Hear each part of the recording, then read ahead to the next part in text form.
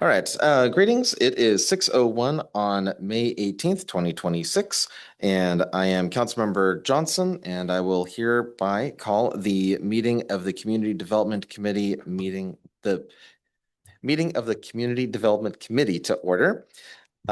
We will start with the call. Well, just did the call to order. We'll do the roll call. Myself and Councilmember Murphy are here, along with Director Davis and the mayor. And we also have some visitors. Very eager for that discussion.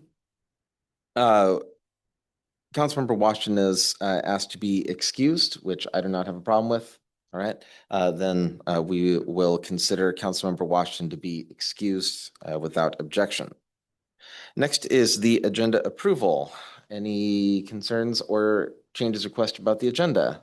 All right, seeing none, we will consider the agenda approved without objection.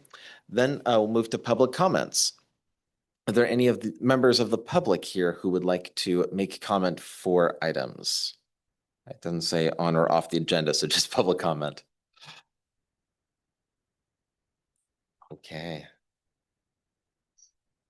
Seeing no one stepping forward. Excuse me.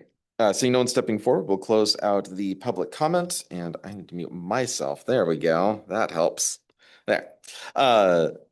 Yeah, we'll consider public comments closed, and we'll move to the minutes. Are there any concerns about the minutes? Nope. The only thing I saw was I didn't see that it was noted that Councilmember Washington joined us at the end of the recess around 6:08. So I would like to get that added. And then it looks like Director Davis, did you have something? I did. I just wanted to introduce a staff member at some point. So whenever I could put that in. Sorry, hold on. So Yes, Mayor. did you want to approve the minutes subject to that change, or did you want them to come back to you? Yeah, I was just gonna do that. Yeah, so let's, unless there's objection to that. Okay, then I don't have anything else to amend about the agenda. So we'll consider the agenda, not the agenda, the minutes approved as amended. All right, Mayor, does that sound good? Okay. Yes. Thank you, Mayor. All right, then next thing is agenda bills, although we have none, followed by a discussion item.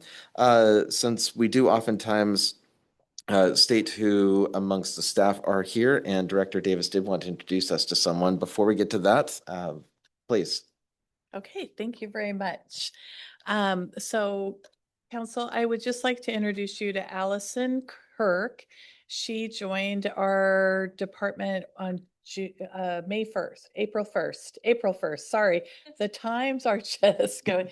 She's only been here a little over a month and she's already done a lot of amazing things. So anyway, I wanted to just be able to have you know who Allison was, and started here as an associate planner, and I'm sure you'll be seeing more of her as we are able to get some things done and in front of you in the near future, hopefully. All right, well, thank you very much. And Welcome. And Mayor. I could just take the moment to just thank you again for approving that position. And now you see we've got someone on the ground and a month in and doing the work. So thank you again. Excellent. Okay, then we do have just one item for discussion, which is a presentation by Burke on the comprehensive plan amendment. So who's going to lead us off here? Do you want to introduce? Okay, Director Davis. Yeah, thank you. I'll just start by introducing Burke Consulting. They are here to help us get our comprehensive plan totally certified this year. And so they're going to come in tonight. I'll let them make their own introductions as to their names and titles and all the things that they do. And then they're going to go kind of through the timeline on how we're going to get this periodic update fully certified by the end of the year. So Lisa, do you want to go ahead and lead it off? Thanks. Sure. Good evening. I'm Lisa Greeter. I'm a principal at Burke Consulting. We have about 32 people in our office, and about a third of them are planners. And you'll hear from a few of us tonight. We work all over the state and across the region, and have done several comprehensive plans in King County with the same kinds of rules that you are working on with your certification. So we're glad to be here. Hi, this is Firdous Aneza. I have been a planner land use planner in Washington State for more than 25 years, associate principal at Burke, and I will be the project manager for this project.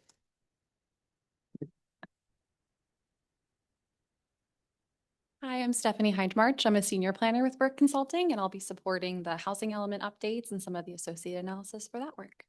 Excited to get started.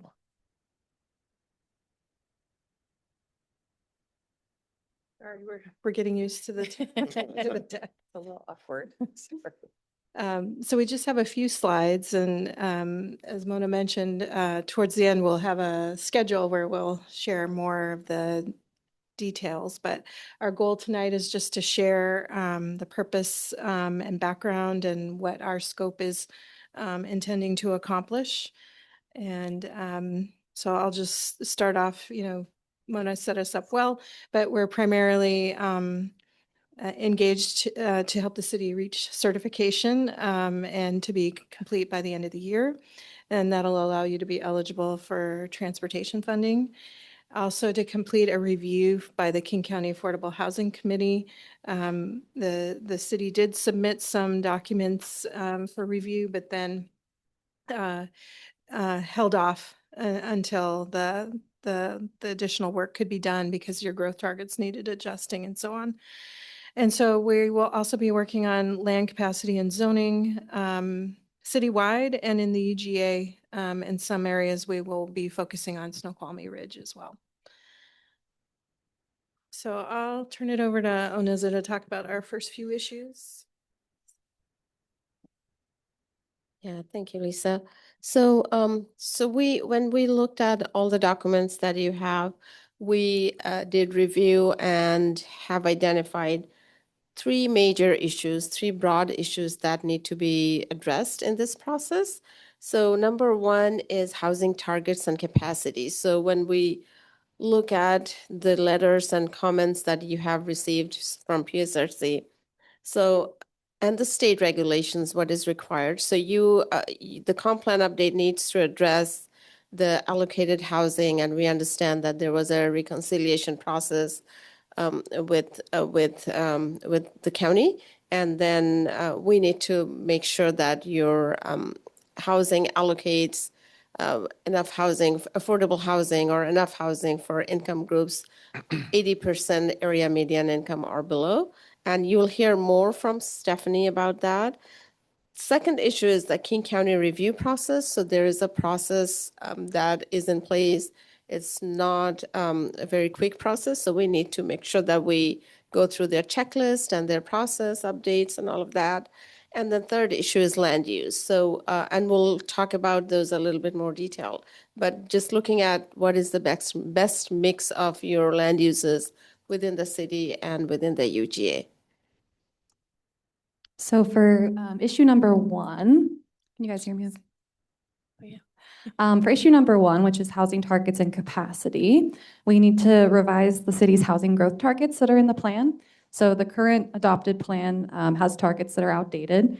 Since it was written, the county revised those targets down in response to a city request. So we need to update what's in the plan to make sure that those are aligned with what's in the county targets. We'll also be looking at your land use designations and land use and zoning maps. We need to ensure and demonstrate that the city has enough capacity to accommodate housing needs, not just an overall city target, but also within different income bands. So very low incomes, moderate incomes, et cetera. So we need to look at the housing types that you allow in different zones and make sure that there's enough capacity in those zones to match your targets. So we'll be taking a look at that through an updated land capacity analysis, and that'll be part of our process. Next slide. Issue number two is the King County review, which Oneza touched on. So we need to review and update the city's housing and land use policies. We have a couple tools at our disposal to do that. One of them is a checklist from King County specific to housing and countywide planning policies. And the city already has a draft of that document. So we'll be taking another look at that and making sure that that's updated. We will also be recommending policy and code revisions that address adequate provisions, which is a commerce term that essentially means we need to look at the barriers to housing production, not just the capacity that's available. So we'll be looking at that as well. Other requirements of House Bill 1220 have to do with displacement and impacts to different demographic groups in terms of housing affordability and availability. The city started some work on that previously, so we'll be building upon that as well. Yeah, so talking about the last issue is land use. So there are two major issues. One is that we will be reviewing your mixed use zoning designation, zoning regulations and designations, and the review of UGA mix of uses. So in terms of the first one, you have the entire Snoqualmie Ridge right now, it's zoned as mixed use, and we are going to look at what are the uses underneath that, and where some of the residentials are, where commercials are. So we're going to look at those and compare that with the reduced growth target and revise the buildable land analysis. When we look at the mixed use, if there are any areas that are mixed use right now, not just residential, but mixed use, then that would require to accommodate some of the housing for 80% area median income group. So that's one. And then the second one is that we are going to review your UGA and mix of residential and non-residential land uses. So that's some of the things that, so we are going to be looking at your annexation, UGA and pre-annexation zones. So it's pre-zoning, or it's like that are still not annexed to the city. What are the land uses that you would want? And then also review potential mix of uses that would support growth targets. So reconcile with that. So keeping that growth target in mind and see what is more consistent. And then we would also be working on some of the annexation approaches. And Lisa might want to add more about that. So the major thing is that we're going to look at the land use and capacity holistically between the city and the UGA. The city has a target for the city limits. There is a small target that King County reserved for unincorporated areas. And so the UGA would have a share of that. We don't know what that number is exactly, but in the countywide planning policies, it's around 400 total dwelling units and around 400 jobs. And so we need to know what portion of that would go with the UGA. So we'll look at that capacity holistically, but we'll also be looking at what is an appropriate mix of uses given what the community needs and wants in that area. And that may take the form of recommendations or concepts for how you could approach annexation in the future. One of the things the city can do is pre-annexation planning and zoning, and you can have a hearing on that. I think it's 30 days apart, 2 hearings, and you can record that with the county. It won't change what's already in process under King County permits, like the battery storage, but it could at least solidify what the community is looking for and have something in place for the future.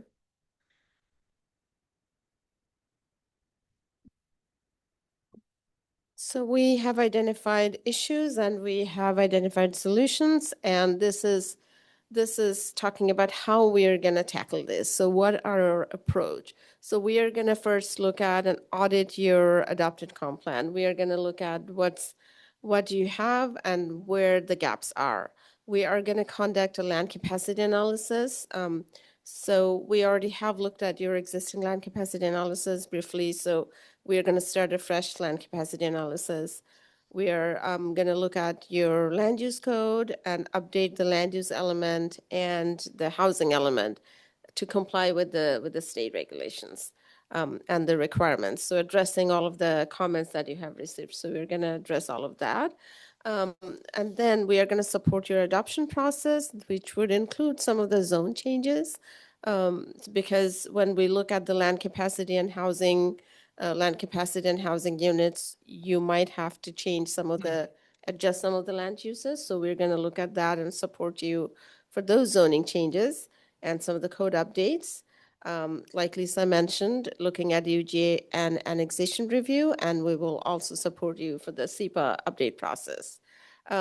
We are going to have a pretty compressed schedule. Adoption so Lisa can talk about the schedule and you'll see that we're going to be pretty busy in the next few months. Councilmember Murphy? Yeah, you'd mentioned a few slides back, something around the city's policies around displacement of individuals, perhaps low individuals from housing. And this is an issue that's come up here in Snoqualmie recently, where we had a number of our residents displaced when a building turned over and changed hands.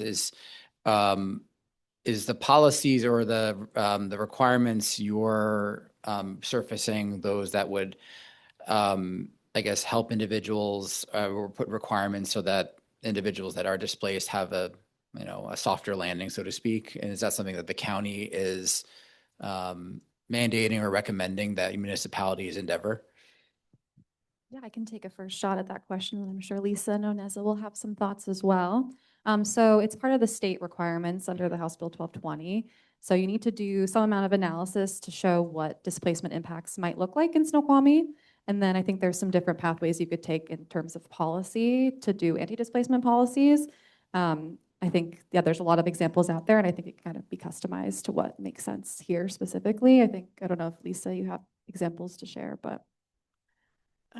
Yes, I think what you're getting at is like advanced notice, first right of renting or owning in the new development. And so there's a lot of different things that cities have implemented as policies.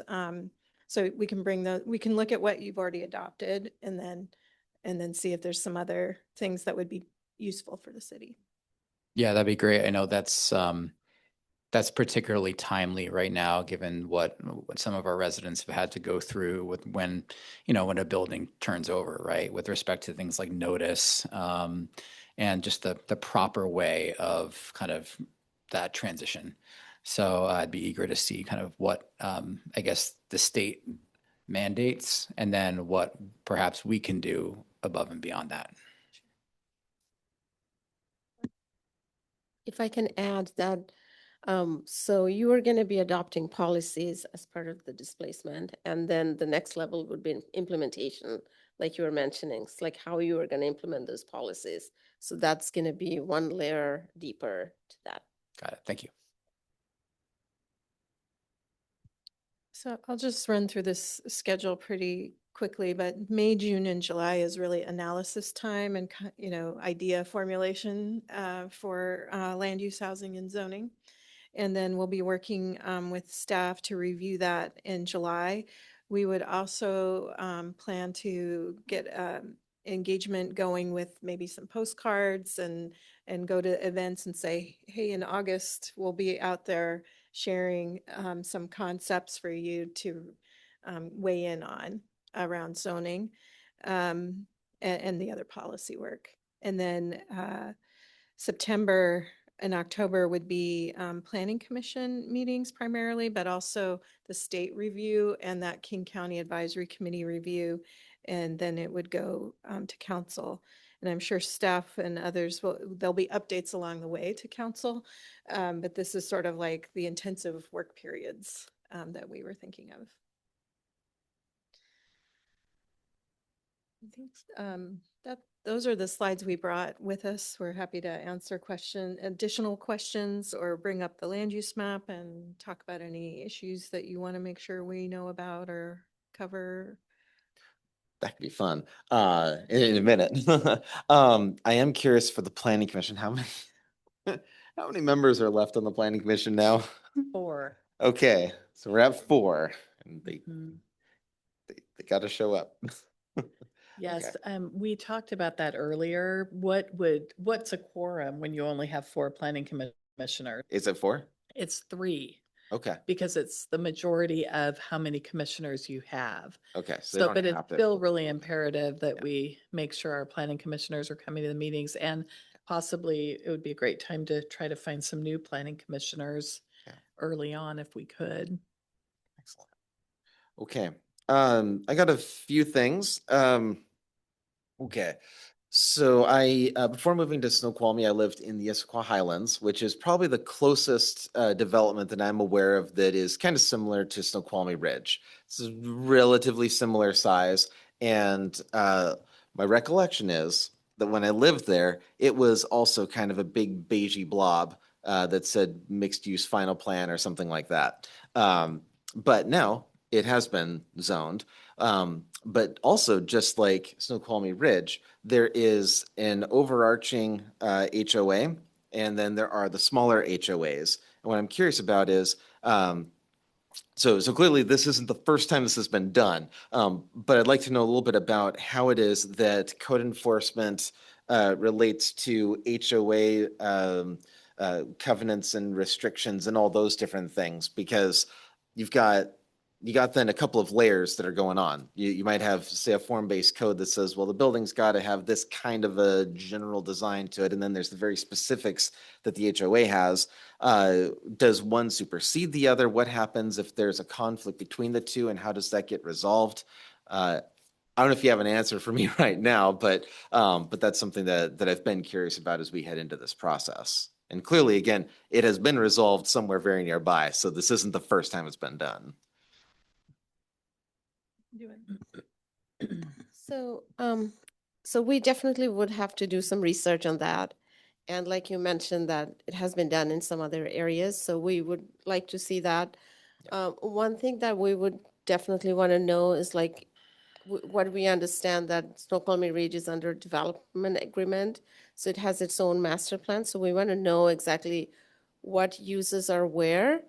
And that's part of the PSRC comments, that is like, where is your like regular single family homes? So it's like, if you have a mixed use zone and if you don't have any mix of use, then how does that count for the land capacity? So that would basically, we are going to look into how that helps your target housing. Yeah, we have the kind of two areas technically, I think, on the map. There's the business park, and then there's everything else. And then there's a complicated interplay between the mixed-use final plan itself and then two development agreements, is my understanding, right?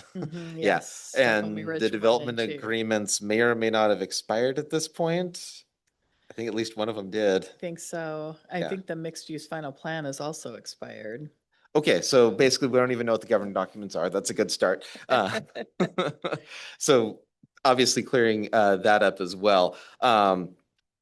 So the next thing is then, obviously, that's a homework question. Next thing is in terms of housing diversity. So one of the slides that was about zoning for the, I've got the phrasing wrong here, but the as-built, I think, was the phrase. How specific does that need to be to as-built? Like, if this is now a single-family home, are we kind of stuck in a box of saying that now has to always be in a zone of single-family home? Or can we make it something where this area is pretty close to the retail core on Center Street? Maybe we should allow people, if they want to redevelop into a duplex or things like that. Yeah. Yeah, I think that can be on the table. Certainly to look at the variety of housing that is in HB 1220 with middle housing. Yeah. Yeah, townhomes, for example, exactly, the missing middle, as it's called, because we've got an awful lot of single-family homes. And for me, at least, it's not about making people change their homes. It's about allowing them to if they wanted to, still keeping in the character of the built environment that's there. You know, there's sort of a certain aesthetic, and I think that that's something in like a form-based code that can be maintained. But the specific use of this has to be a single-family home, and 1,000 years from now, that's going to be a single-family home. You know, that doesn't seem to jive with modern city planning theory.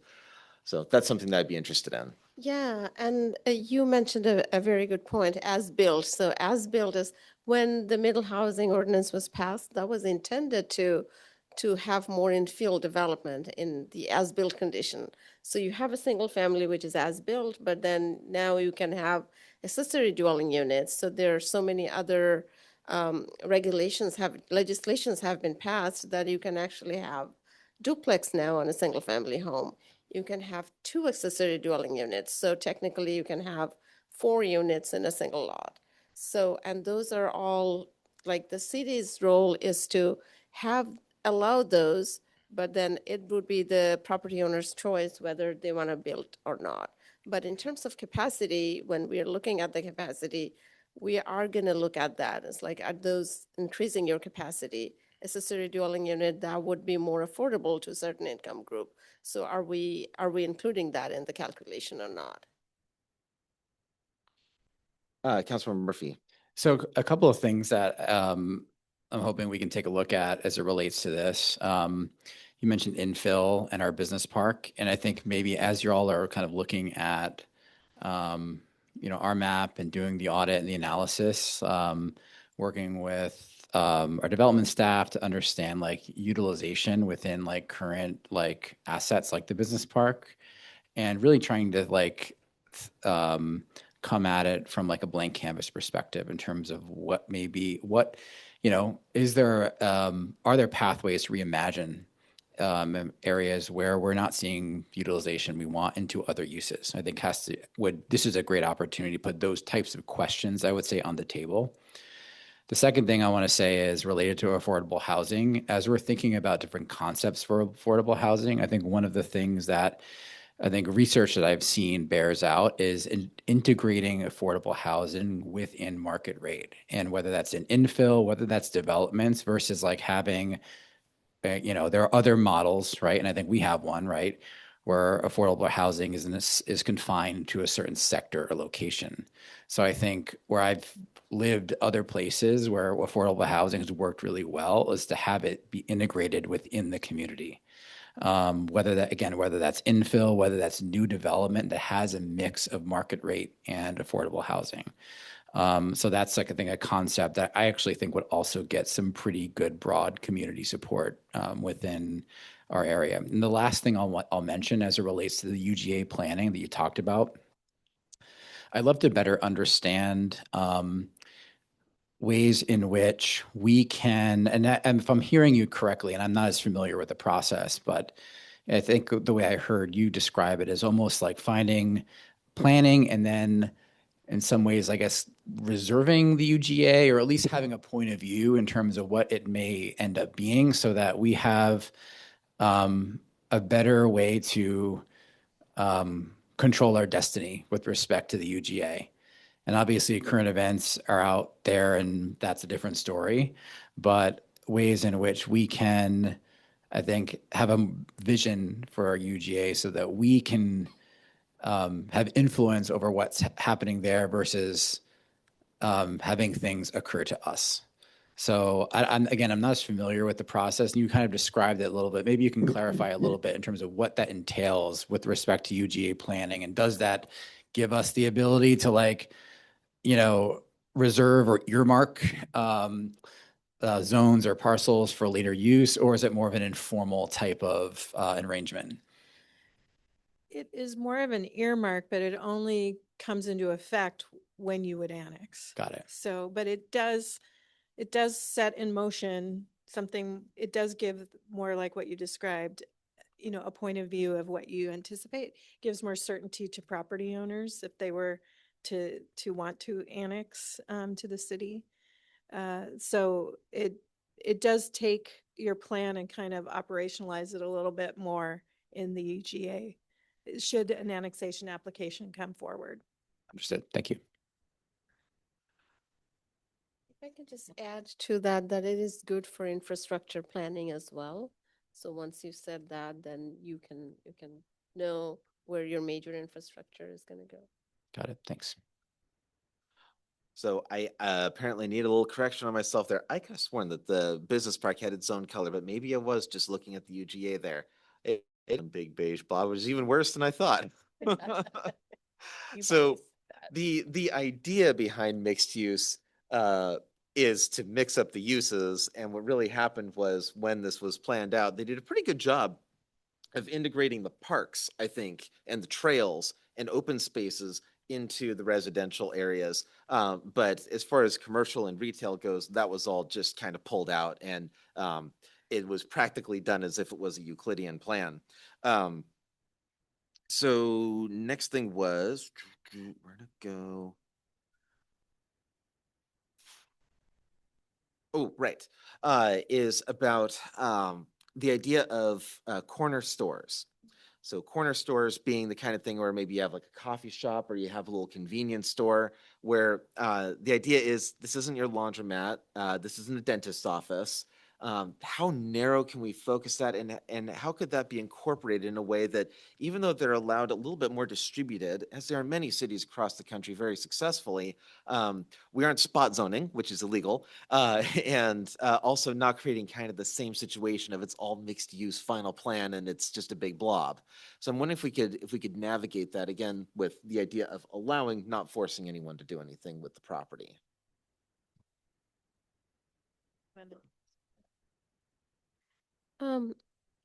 So what we are proposing overall is that we're going to look at your mixed use and see what are real mixed use there. Right. So if there are real mixed use, then that's where probably code should focus. That's something that we have done, like mixed use coding in many other jurisdictions. So that's one approach, but Lisa, please. But again, just it'd be a little more specific than saying, well, this could be a 10-story office building, or it could be a townhome, or just whatever as mixed use. What sounds like is you're saying that it could still go under a blanket of mixed use for certain areas, not the whole thing, but just certain areas. But it'd be a much more limited set of Right. potential uses. We have worked with some cities to define some criteria for corner stores, to say if you have a lot that's basically generally this size and has this kind of frontage, here's a suite of uses that you could do that fit a corner store. And we've been working with a community too that has several PUDs, planned unit developments, to come up with like what are some allowances for corner stores in developments that are master planned. So we can bring some ideas back on that. Excellent. Councilmember Murphy.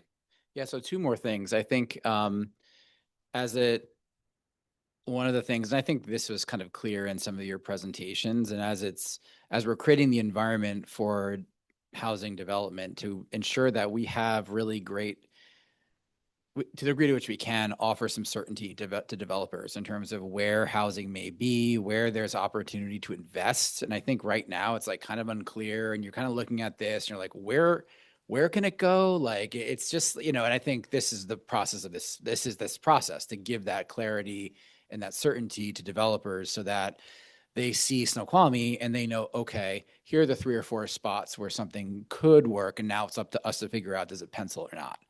So that's one thing. And I think that's kind of self-evident through this process. And I think the other piece, and great, we have this, this big development up on the ridge, and then we have this historic downtown. So we have this like kind of dichotomy there. And I think as it relates to whatever we envision for the downtown, the historic downtown, it is a huge, unique selling point for residents, but also for visitors. And we have visitors coming from the falls, and like being able to preserve a historic downtown like we have is, I think, very important. So I think whatever we do, this is where we will have heightened community attention and scrutiny. I mean, we're going to have scrutiny everywhere, but I think as it relates to changes to the downtown, the historic downtown, or even like contemplated changes, those will come with pretty significant, even an idea will generate a lot of attention, and I would even argue perhaps backlash. So I think I don't want, no ideas are bad in this process. I think we should have everything on the table, but I think that like is some sensitivity that I think you all should be aware of as you're kind of doing the audit and figuring out, whenever you go about contemplating anything new in a historic downtown or even the blocks surrounding it, we're going to have community conversations, and those community conversations are legitimate, right? We should have them, and that isn't maybe we'll side with the community, and maybe the community will have a different opinion, but just wanted to throw that out there as you're looking at this map and kind of trying to understand some of the heartbeat around our community and where kind of the pressure points lie. It's helpful. Thank you. Okay. Next thing is, I have heard in the past about a desire for expanding the business park, but again, we have that question of what is the current vacancy rate? And I don't know what that past desire has been and from whom and why to expand the business park. If there could be other uses that could help us achieve our needs from King County. So that's just something that I just like to get more from either from the department or our consultants, et cetera. So there's that. I am also very concerned about the idea that we're going to lump all of our need for affordable housing into just one area, which is the UGA. Just have one giant apartment complex with 700 units, all of them well below the area median income. In fact, I believe that most of our required numbers are going to be something like 30% AMI. So that's fairly low income. And just the idea that we're supposed to cram them all into one space sounds very terrifying to me from just the perspective of the people who would be living there. And yeah, just the whole system. So yeah, I'm curious what can be done with the buildable lands and our available land in terms of re-envisioning it and allowing for different uses into the future that would allow us to not have 700 plus units all crammed into one spot. There are places that you can go in this country that did go that route for historical reasons, but an awful lot of problems came with them, not just for the people who live in those communities, but for the surrounding neighborhoods as well. So yeah, that's definitely a concern. Yeah, that's a great point. And as we do our land capacity analysis, we'll have a better sense of what your available land is and where it is. And so we can kind of compare that with your current land use map and see if there's changes that we would recommend that might create a lot of capacity for those higher density uses that would be most likely to serve those lower income bands. I would also say that accessory dwelling units are often part of the conversation for those income bands, so we can look into that as well. And then one other strategy we've looked at elsewhere, and I'm not sure if it's relevant here, but affordable housing development on properties owned by religious organizations. I think there's a RCW that says that you need to allow some amount of a bonus if a religious organization approaches the city and wants to build something. So we could look at where those properties are located too, and if there's any, land that is actually feasible for that kind of development. One last point is we have to show the work in the city limits first before saying it's not feasible to do the whole amount. So it's kind of tiered. We can't start with the UGA. Excellent. Yeah. Okay. So the point is in a world where someone comes to a conclusion that there was absolutely no space anywhere within the city limits, then that eventuality could be what comes. But we'd have to go through a pretty heavy lift of trying to demonstrate that, which is definitely not my goal, obviously. So then one other thing that, go ahead, Councilmember Murphy. Yeah, so I'd say there's two other points that just kind of, just added context as you guys are digging in. I think in terms of community engagement, and this is something that I think the administration is aligned on. The Snoqualmie tribe is a significant stakeholder in our community, and one that it has the potential to be a great partner. So I know that the administration and mayor and I have talked about this as well, but I think they would be as we're thinking about that engagement plan and integrating and engaging them, especially as it relates to the UGA and anything that we'd contemplate there. It would be something that I think we'd all want to take a look at. Then the other, and I don't know what there is to, if this is even in scope or it's just something to be aware of. the bottleneck for development in Snoqualmie is often related to water rights and whether or not those can be secured and the size of the development and the available water. So I think as you all are kind of doing that due diligence and audit, looking at, what has been contemplated in the past and where has it not necessarily taken off, I think that's just important context. And I think that's a valley-wide constraint as it relates to building anything, whether it's here in North Bend or in Snoqualmie, is appropriate resources in there. So Has the city been working on that issue for the city limits? I defer to the administration on that. I'm aware of.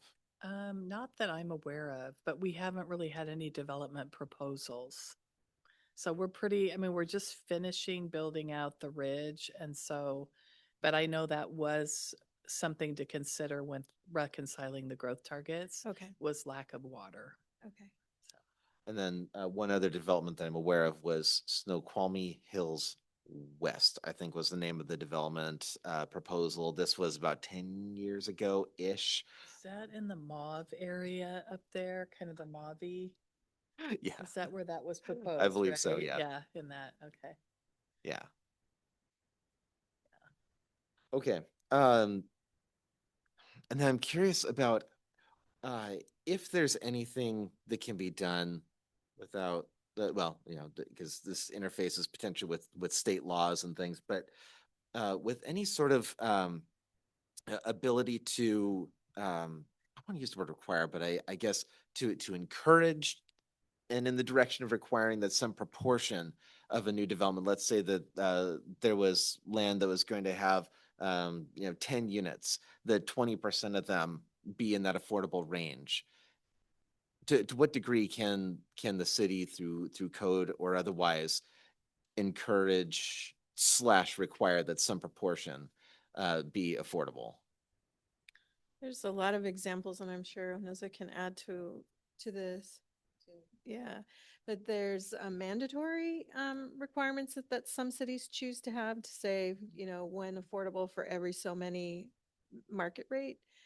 And then on the encourage side, if you choose, you don't have to do the mandatory, but if you do the optional, it would be more like, bonus density or some other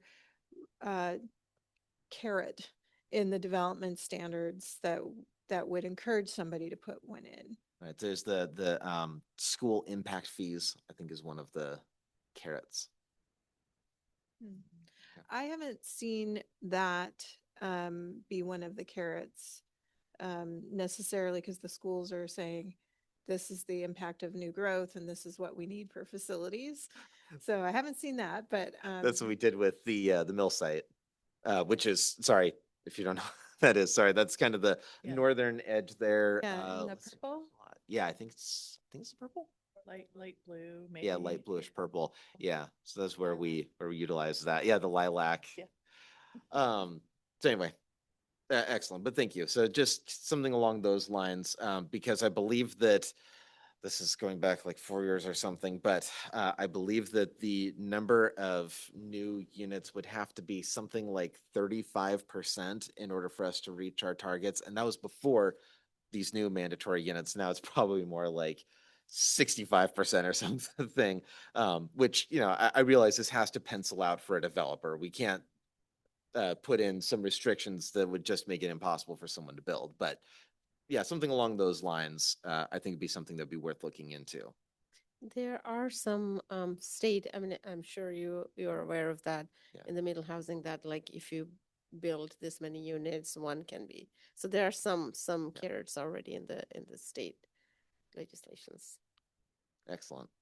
Then I've got one last thing from me. And that's that we did do a recent buildable lands analysis. That was 2 years ago, somewhere in that range. And is the intent for Burke to redo that work or to build off of that work? What's kind of the idea for how those two paths could interface, if at all? You wanna? I mean, I think I could touch on this Yeah. a little bit in the sense that we have that data available. Mhm. And so we're certainly going to share that data Okay. with the consultant and let them utilize that to build off of that. I mean, Yeah, I Yeah. think we would start with that, but there's probably 2 years worth of change in the parcel data and Mm. ownership and things like that. I don't know, Steph, if you want to describe. Yeah, so I think we would use that as a starting point, look at the latest assessor data for changes of use and that kind of thing, and then also look at your permit data from the last couple years to see if anything that was once capacity is no longer capacity and factor that in as well. And also, it might not be a bad idea to get kind of a second opinion anyway, from that, since that was just one data point. Yeah, we can also look at what was done before and recommend maybe some other assumptions. Yeah. Burke worked with King County on the urban growth capacity report that was done in, I think, around 2022. And it was done for all the cities, and the cities gave all their information, but we kind of coalesced it all. It was for the 2019 base year, though. So we're really familiar with the data and what cities did what. But we'll use that, and we'll use the LDC report and then our own suggestions for the staff to weigh in on. So that'd be really nice would be to have any sort of way of kind of comparing, like, this is what was recommended then, this is what's now, and here's why. I just, as a policymaker up here, it'd be nice to kind of get that flow of yeah, kind of what's changed and why, and the different assumptions. Yeah, I wish that I knew everything, but I don't. So it's really helpful to get that kind of feedback. Okay, anything else? I'm good. All right. I will probably think of a million other things between now and when this is done. So we'll be in contact. I really appreciate you guys coming down and giving us the presentation on what the plan is, and then hearing kind of our feedback. We are missing one committee member, Councilmember Washington, who wasn't able to be with us tonight. But when you return, hopefully he will be with us as well. Okay, anything you. else? All right, then there being no further business before the committee, unless there is objection, we'll be adjourned. All right, then we are adjourned at 6:48.